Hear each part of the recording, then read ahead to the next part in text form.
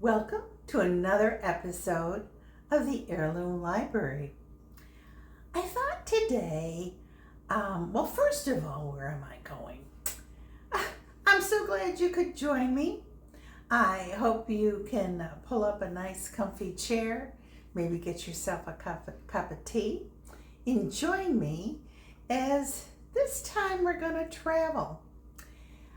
I am going to talk about a book put out by the National Geographic. It was put out in 1992, published, and it is The Blue Ridge Range, The Gentle Mountains.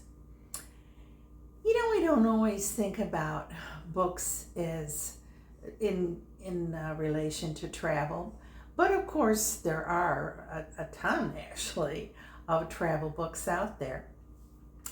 And I had gotten these, and at the time I was living in California, which is about as far away as you can get from the Blue Ridge Mountains. Never really had been through them. I traveled a little bit on my way from New York to California, kind of along them, but not really stopping to really do any kind of exploration or anything like that.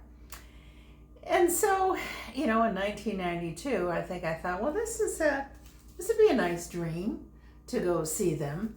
Of course, I had heard of them. I heard of the Smoky Mountain National Park and all of those, things.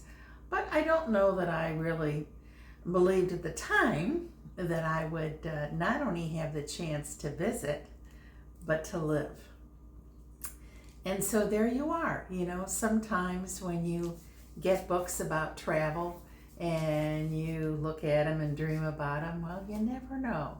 So in my case, in 2007, I came to the Smoky Mountains, to outside of Pigeon Forge, and that's where Joe and I lived for, gosh, how long was that? For about, I guess, 12 years, I think, that we lived in there. Anyway, so I thought I'd go ahead and share some of the beautiful pictures, and I will say this: those Blue Ridge Mountains are really, really beautiful. And when they say the waves, it is true. When you get up into the higher elevations and you're able to look across the mountains, they just seem like it's just waves. Because of course they are the oldest mountains, so there is certainly nothing like the Rockies or anything where they're jagged and anything at the top. They're really not. They're all very, very soft. They're tree line all the way to the top, and so that's what you see. And then of course the smoke, what they talk about, the smoke actually settles within those valleys, and it does look like the mountains are smoky. So I thought I'd share some photos from this book, and this first one is from the Little Pigeon River, and which runs all through the area in the Great Smoky Mountains where we lived, and even into North Carolina and such. We used to go there a lot. There were some wonderful picnic places that we used to go to, and when we first got there, before we had our cats, we had a beautiful little husky, Tasha, and we used to take her with us. And in fact, I think on my other channel, I have A Visit with Santa and Mrs. Claus. I think there's actually some videos of us going up and having some picnics up there with Tasha. And it just absolutely beautiful. I mean, A lot of people fish through a very clear water, and it's just such a gentle, thing to go up there and experience and have just a nice lunch there. The where's the next one? Now this one actually shows, this is more towards the fall of the year, and in this case there is no smoke, so you're able to really see the contours of the mountains themselves, which, and of course, fall there is actually spectacular. This is in a picture in Cades Cove, which is a very popular spot in Pigeon Forge, and it was a fair way up the mountain, and there was a settlement there that was settled in the 1800s, and when they purchased the Smoky Mountains to make them into a national park, people were actually still living in a lot of those cabins and such, but they got reimbursed to move, but they decided to keep that little settlement there as is, kind of the way it was in the 1800s and what it was to live there. So they have, if you have an opportunity, I would certainly visit. They have log cabins, they have churches, they have a water mill. It's really beautiful, and there's some flat land up there which you can see, like the deer and horses and such like that. So that's really fun to see. The other thing that which the Smokies are known for are the people who did settle there, and they were, a bunch of people that worked hard. Their life was hard, and they had to make everything that they needed pretty much on their own. So the crafting that has come down through the generations has attracted not only local craftsmen there, but others who have come in. And it's incredible, really, what you can find there. I mean, beautiful paintings, leather work, pottery, jewelry, pretty much you name it, and there's probably a shop around there that has it. And here's an example of a fella, and I've seen a lot of these, of reusing gourds. So you could have them as a shape of birds and carrying water and such like that. So that's kind of fun. And then, of course, in Asheville, there is Vanderbilt built his house there, and so that is beautiful. We have had the opportunity, to tour that a couple times, and it's certainly well worth the visit there. And then finally on here's a nice picture of, not real dark, but you can again see the Smoky Mountains. And actually the cover, in fact, I'm going to include some pictures that I took, but the cover there you can see the real, the Smoky Mountains. We also, I grabbed a calendar. This is, the photographer is a gentleman that we know, J. Scott Graham, and he takes all kinds of wonderful pictures in and around the Smokies, and there's a gorgeous one for the fall. When Joe and I first moved there, we had started that was actually starting writing our books journey.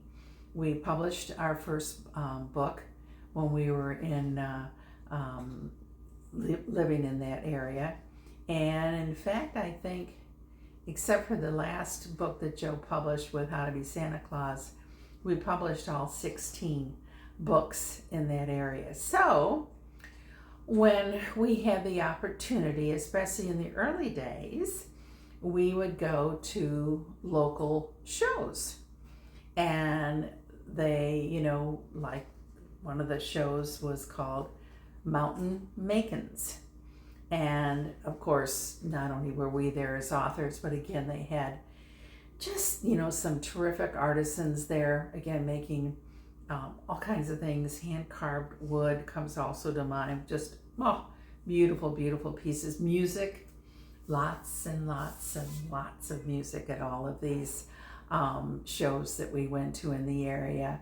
There was also the Granger Tomato Festival in Granger County, and that was another fun one. It was held in a high school, and again, a lot of local artisans came forth for that, and a couple more that I can't remember the name, but we used to go all around to all of these selling our books, and had just a marvelous time. I wanted to show you a couple things now, since I've shared with you a little bit on my Etsy store. I didn't buy a lot because I already had quite a few things. However, there was a couple things that we got. They're also really known for their pottery. There's a lot of potters in that area, and this is from the Pigeon Forge pottery, and it's a pretty little bowl, and you can see the glazing on that. And then here's another little decorative jar. I think that's from the same one. And this is 2008, and I think that one's 2005, actually before we got there. But anyway, again, this is just, little fun things that you could find there, as well as, again, some really exquisite stuff. But most of the stuff was, handcrafted. In fact, one of our dear friends, she's a stained glass artist, and he's a wood turner. And so we met them at one of the festivals, and became fast friends with them, and really make absolutely beautiful stained glass work, and him with his wood turning makes gorgeous bowls and different things like that. So it's a wonderful area that's very enriched with all the local lore. You get to hear the Tennessee accent, which I always really liked. It was very musical, and whenever I heard it always kind of made me smile. And of course, again, just the absolute beauty of the place. And I'd like you to share maybe whether perhaps you've read a book and on travel, and then subsequently at some point in your life you actually were able to visit that area. Because again, the great thing with books is it takes you anywhere you do want to go, even if maybe you can or don't have the opportunity to get there in reality. You always have the book with the pictures and the reading all about what's going on, and it brings it about as close to being there as possible. So I just thought, it'd be a little different from the other books that I've been talking about, and plus a little lighter topic today. So anyhow, I hope that you enjoyed today's episode. And of course, I would love it if you would subscribe and get your notifications. And really, again, I'd love to have a comment if you have an experience such as I did that long ago. You visited somewhere and then It was about, what would have been about 15 years, I guess, from the time I actually got the book till I actually not only went, but in my case, I actually lived there. So anyhow, let me know. Hope you enjoyed this episode, and we'll see you next time. Thanks.